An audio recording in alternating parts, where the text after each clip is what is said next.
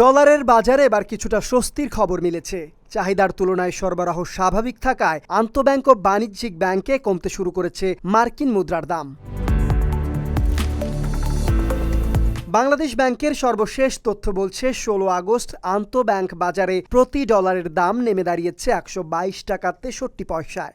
একই দিনে স্পট মার্কেটে ডলার বিক্রি হয়েছে 123 টাকায়, অথচ 15 দিন আগেও এই দর ছিল 123 টাকা 82 পয়সা। এদিকে এলসি দায় পরিশোধে ব্যাংকগুলোকে প্রতি ডলারে দিতে হচ্ছে 123 টাকা 5 পয়সা। মাসের শুরুতে যা ছিল 123 টাকা 95 পয়সা।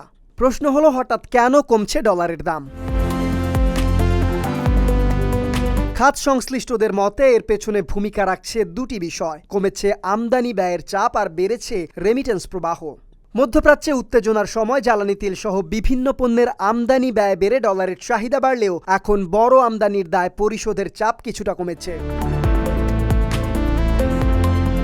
অন্যদিকে রেমিটেন্স প্রবাহ ভালো থাকায় বাজারে ডলারের সরবরাহ স্বাভাবিক রয়েছে। আগস্টের প্রথম 12 দিনে দেশে এসেছে প্রায় 150 কোটি ডলারের রেমিটেন্স। গত বছর একই সময় এসেছিল 105 কোটি ডলার, অর্থাৎ বেড়েছে প্রায় 42%। তবে ব্যাংকে দাম কমলেও খোলা বাজারে এখনও এর প্রভাব পড়েনি। সেখানে প্রতি ডলার বিক্রি হচ্ছে 127 টাকা 20 থেকে 30 পয়সায়।